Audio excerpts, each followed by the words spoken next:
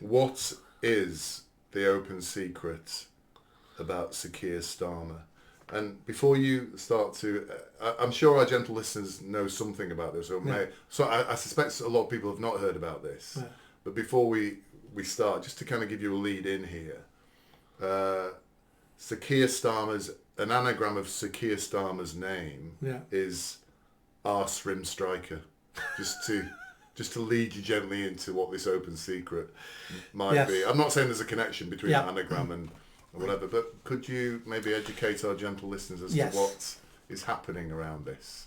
Isabel Oakeshott. I'll just check with the police. They're not pulling it. Yes. Well, that's not a police. I'm worried about. I'm worried about SAS abseiling down my house, coming through the window, like the Iranian embassy. That's what I'm worried about. Not worried about PCSO knocking on my door. Isabel Oakeshott is a reporter at Talk TV. She's been a reporter for decades, worked everywhere. She wrote the biography on David Cameron. Oh, did she? Yeah. She's been, and she's the long-term partner of Richard Tice. Richard Tice, yeah. What's his title now in Reform? He's deputy leader. He's deputy leader, yeah. So she's his partner, yeah. So she's been around politics for decades. You know, she knows stuff, whether or not you like it or not. She was on Talk TV the other day, and she's the one who sort of broke this story, and everyone's now using her as the go-to. So when they're in court, they can say Isabel Oakeshott said it. That's exactly what I'm going to do. So Isabel Oakeshott on Talk TV said... I'm quoting here, Yes, said, there's an open secret in Westminster, and it's been open secret for many years, about Keir Starmer and his family structure, whatever that means. And the reason why no one's reported it is because they don't think it's a matter of public interest. So that rules out things like corruption. That rules out lots of serious stuff, because that would be in the public interest. So it sounds like it's something personal. So then she said people are waiting to publish it now that he's Prime Minister and now he's under the cosh. They just want to add more fuel to the fire. There was then rumours then that there is a super injunction, not a normal injunction, but a super one. I'm terrified, Nick. What is a super injunction? So I'm not a solicitor, but I was watching The Black Belt Barrister yesterday or the day before on TV. He's on YouTube. He's a proper barrister. It must be true then what he was saying. Well, he didn't say. He was explaining what a super injunction was, which sounds quite scary. It gags the press.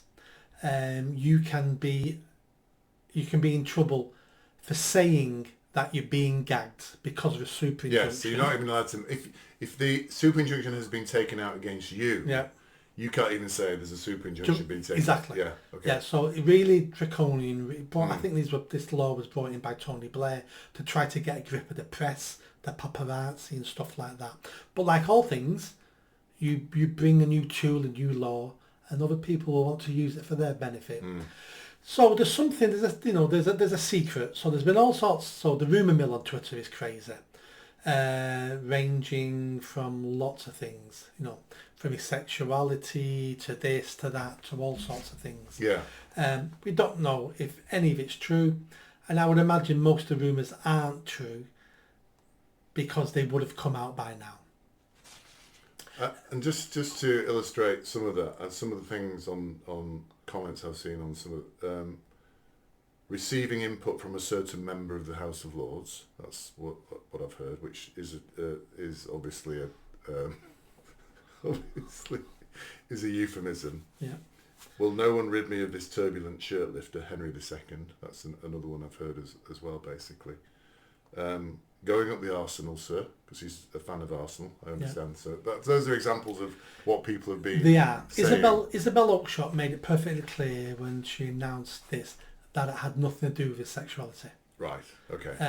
She said it's got nothing to do with that. So you heard it here first, folks. This super injunction that Nick's talking about has got nothing to do with Sir Keir Starmer's sexuality. Thank you. Yeah, she said it was to do with his family structure. Now that's a nebulous term. I don't know what that means. So she used that term, so it was nebulous, so she wouldn't get herself into trouble. And could you give me an example of a family situation that, obviously not relating to Keir Starmer, that could be an example of this that would not be in the public interest? Yeah. So for me, who doesn't really... So if we had a politician, a senior politician, whose child was trans, who didn't want it to be made public, well, I don't think the press would make that story. Right. Because it's not in the public interest. It's not our business. I see. That a child has decided to change gender, wants to be called Dorothy, but doesn't want to be in the press about it. So that would be understandable. It would also be understandable if it turned out that a senior politician had 2 wives. One legally married and one not legally married to it, because it'd be bigamy, it'd break the law if they're both legally married. Yeah. So if you had... But like a French politician who might have a mistress, full-time mistress or something like that. Is that what you're talking about? No, I mean... Oh, you actually said 2 wives? I mean 2 wives, live in the same house together or have 2 homes and stuff like that. Oh, really? I'm not sure the press would report on that because it would be private. Both wives know about each other, not our concern. If it was an affair, like you just said then, like a French politician with a mistress in Paris for the weekends, this day and age now, I don't think that would be reported. It would have done 20, 30 years ago, but it wouldn't be reported now. I think it would only... This thing would have been reported if it was more serious. If a politician was having an affair, that French politician was having an affair, and the person having an affair with has links to the Russian embassy... That is in the public interest. That is in the public interest. If that French politician has 2 wives, and it turns out that they both have a marriage certificate in French, well, someone's brought the law here because you only can marry 1 woman at a time in this country and get a certificate. So that's bigamy. So that would be the public interest because you've broken the law. But almost everything else now wouldn't be in the public interest. The super injunction, though.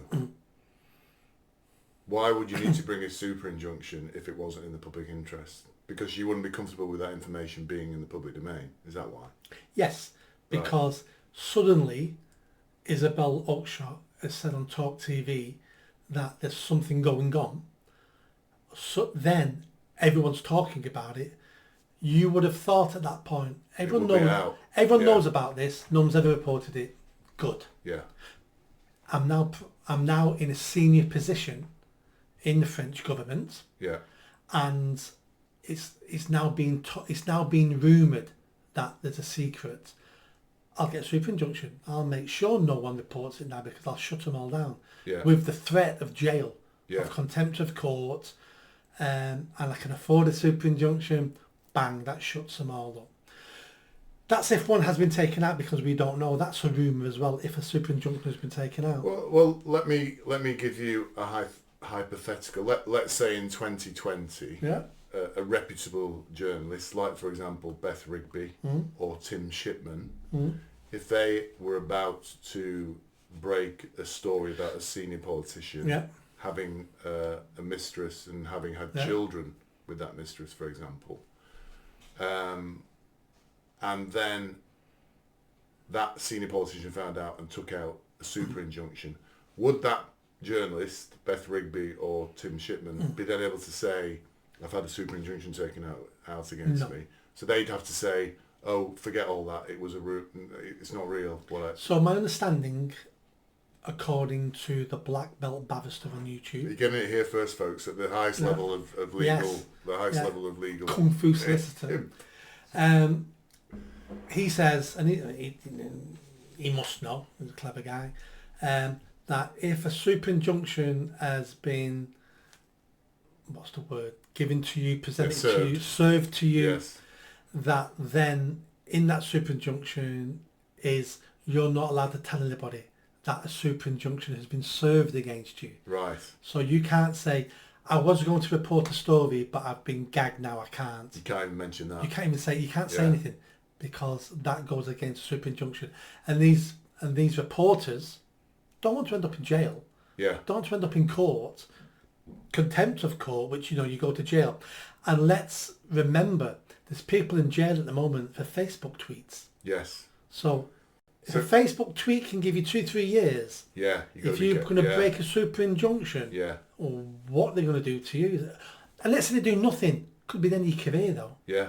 Well, let's take that example forward. So let's say this journalist, reputable journalist, was about to break this story about this senior politician 4 years ago. That didn't happen. And then we fast forward 4 years into the future, and somebody like, say, another reputable journalist like Andrew Pearce of the Daily Mail is about to break the same story again because rumours, Isabel Oakeshot's made some rumours or whatever, and the rumours are going.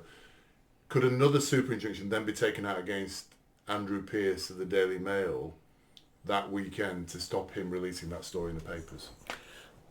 I don't see why not, but that's just my pure guess because what do I know? But I don't see why not. You can, knowing a little bit I know about normal injunctions, you can serve another injunction on someone else. But moving on from this, moving on from it, but building on this, this now is dominating the news. This is dominating Twitter. There's a lid on it at the moment, but it will get to a stage that people online anonymously are talking about this. I think they already are, Nick. But it'll get to a stage where they're now naming it and saying this is fact and actually saying what it is. Yeah. And then once that happens, the press then can go to court and saying, lift the super injunction because it's all over the internet. This is in the public domain now. Well, it's in the public domain. Yeah. Why are you gagging the press when anyone can Google it on Twitter, read it? Why is the press not allowed to report on it? That's how other super injunctions have been lifted. So you think this story's going to break? Has to. It has to break. And there's also a feeding frenzy around Starmer as well at the moment. So everybody wants it to break. And if it doesn't break this week, there'll be more stuff going on. And he's dying. He's dying as a Prime Minister in front of our eyes. But then me as Starmer, the barrister and lawyer, would say, yes, I have got this personal situation. We don't know what it is, folks, but we have got this personal situation. But it's perfectly legal. I'm not doing anything illegal. What's the problem, Nick? Nick, what's the problem? You're an arbiter. You're an arbiter of what. And that's a very good defence, because we need to be careful that we do not persecute somebody for something they've done that was legal. But there is a moral judgment to be made as well. But we also live in an age now where you're not allowed to make moral judgments. It's okay to be gay. It's okay to be in a throuple. You know what a throuple is? I don't want to know, Nick. A throuple is 3 people in a couple. A throuple. Three, it doesn't even make any sense. You know what I mean? So having a couple, 2 people romantically involved. Yes. You have 3 people romantically involved. It's living together? Yeah. No, and that can't work. That's a throuple. So we have all these things now that we're not allowed to make judgments on because everyone's lifestyle choices is equal to everybody else's. We know that to be rubbish, but that's the societal norm we've created now over the last couple of decades. So for him to say, this is my normality, it would be, if he wasn't Prime Minister, then it probably wouldn't be anyone's concern. It still might not be our concern, but it's hard to know is that our concern until you know what it is. It's a catch-22. But we might find out about it and then go, yeah, we didn't need to know about that. It's too late then. We've damaged some of his privacy. Say the fact that this man is capable of hiding this level of strangeness about his personal relationship means that we need to now start questioning whether he's fit to be the Prime Minister. That is the other side of the same coin. So we'll either find out we didn't need to know, in which case we've damaged his reputation a little bit and removed a little bit of his privacy, or we find out, well, we did need to know because this French politician is a freak and likes moose is an You're not ox. subtly trying to tell me that Keir Starmer's involved in a throuple, are you? Is it? No, I've no idea. I'm just saying all these things have become social norms. Because it could have broken first here, couldn't it? Yeah, That was no. the case. All I read is some of the rumours online, and I'm basing most of my stuff off Isabel Oakeshott, because she knows what she's talking about. Trying to pin it on Isabel. I am. So she said nothing to do with sexuality, it's to do with family structure. I'm learning some ugly things during this podcast. I found out what scissoring is, and now what a throuple is. Did you enjoy that video? I think you did. Come on now, hit that bell, subscribe, comment. Let's build this channel. I need more followers, I need more subscribers. Be part of the journey. See you soon.